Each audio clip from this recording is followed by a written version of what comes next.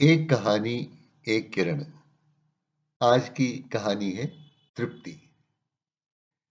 कहते हैं एक आदमी ने भगवान शिव की बहुत पूजा और अर्चना की। उस भक्त की कठोर तपस्या और भक्ति से भगवान भोलेनाथ प्रसन्न हुए और अचानक एक दिन उसके सामने प्रकट हो गए। भगवान को एकदम सामने देखकर भक्त अपनी सुध बुध खो बैठा, उनके चरणों में गिर पड़ा। ससने भगवान शिव ने उसे उठाया और वात्सल्यपूर्ण स्वर में कहा, मैं तुम्हारी श्रद्धा से बहुत खुश हुआ हूं। कोई ऐसा वर मांगो जिससे तुम्हारा सारा जीवन खुशियों से भर जाए। भगवान को सामने पाकर भक्त आश्चर्यचकित और निशब्द हुआ जाता था। इतनी बड़ी पेशकश से तो उसकी सिट्टी पिट्टी गुम हो गई। मन में फरमाइशों की पूरी सूची पर नजर दौड़ाने लगा। उलझन बड़ी भारी थी।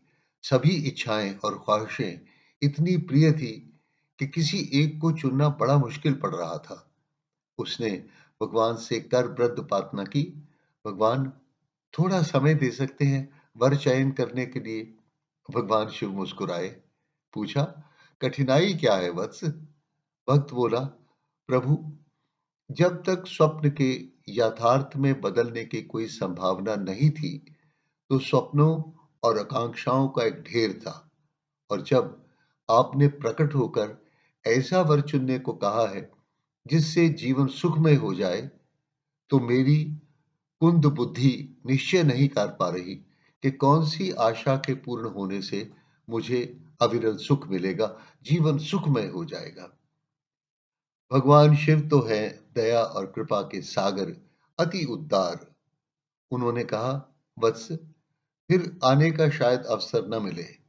मैं अपनी शक्ति का एक अंश तुम्हारे इस शंख को देता हूं, जिसे बजाकर तुम मेरा आह्वान करते हो, और जो भी तुम्हें चाहिए उससे मांग लेना। तथास्तु। उत्तेजना और उत्सुकता से भरा वह आदमी घर आया। लोग उपहास न करें इसलिए सबसे छुप कर उसने धीरे से उस शंख को कहा, इस टूटे फूटे घर को महल बना दो। क्षण भर में महल सामने था। मेरी पुरानी और बूढ़ी स्त्री को विश्व सुंदरी बना दो। पलक झपकते ही कायाकल्प हो गया। हीरे जवाहरात, सोना चांदी, वस्त्र आभूषण हाजिर करो। पल भर में पूरा परिवार और महल किसी सम्राट से कम न रहा। शंख हर चीज सत्य बना देता। स्वप्न लेने भर की देर थी कि वस्तु चरणों में होती। इच्छा की नहीं कि पूर्ण हुई नहीं, बड़ी ऊब होने लगी। सुंदर से सुंदर स्त्री भी बासी लगने लगी। हीरे जवाहरात ठीकरों की तरह पड़े रहते। कौन संभाले, कौन प्रशंसा करे। धीरे धीरे जब सभी इच्छा अनुसार होने लगा तो आदमी बड़ा निराश हुआ। कुछ चाहने को न बचा था, न कुछ करने को रहा था। कोई अधूरे स्वप्न नहीं थे, किसी लालसा का मधुर खाका भी भरने को नहीं था। वह जो आशा के आकाश से टंगा था, निराशा की धरती पर आ गिरा। नीरस जीवन के धागों की जाल को तोड़ने और बुनने में लगा था कि एक दिन सन्यासी घर में मेहमान हुआ। सन्यासी ने रात को उस आदमी से कहा, मेरे पास एक अद्भुत शंख है, जिससे एक स्त्री मांगो तो कहता है, एक से क्या होगा, पूरा हरम लो। एक हीरा मांगो तो कहता है, एक हीरा, बस 9 लखा हार लो। बड़ा ही करामाती शंख है। वह आदमी उत्सुक हुआ। उसका शंख तो आशा को सत्य बनाता था। यथार्थ का शंख था ना। ना कोई प्रोत्साहन देता, ना कोई नई दिशा, ना कोई रंग जोड़ता, ना कोई गड़बड़ करता, ना कोई हलचल करता। उसने कहा, मेरे पास भी एक शंख है, मैं उससे ऊब गया हूं। आइए हम शंख बदल लें। और शंख बदल लिए गए। भगवान शंकर ने सन्यासी को भेजा ही शंख बदलने के लिए था। सन्यासी गृहस्थ के घर आते ही हैं शंख बदलने के लिए, प्रवाह, लय और ताल को नियमित करने के लिए। आदमी ने नया शंख मंदिर में रखा और बड़े उत्साह से कहा, 10 करोड़ रुपए दे दो। शंख ने कहा, अरे 10 करोड़ से क्या होगा, 20 करोड़ लो, तभी सारी इच्छाएं पूर्ण होगी। आदमी बड़ा प्रसन्न हुआ।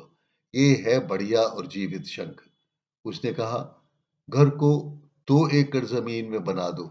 शंख कहता, 4 एकड़ ठीक रहेगा, बाग बगीचा और सैरगाह भी तो चाहिए। वह था महाशंख, सिर्फ इच्छा और स्वप्न में बोलकर नए रंग भरता, लेकिन देता कुछ नहीं था। आदमी ने छाती पीट ली। महाशंख देता तो कुछ भी नहीं है। ये शंख था आशा का शंख, कामना का, तृष्णा का, स्वप्न से दिवा स्वप्न का, जो कभी मरती नहीं। जितना पालो, जितना भर लो, उतनी ही रिक्तता, और जितना है उससे और ज्यादा हो।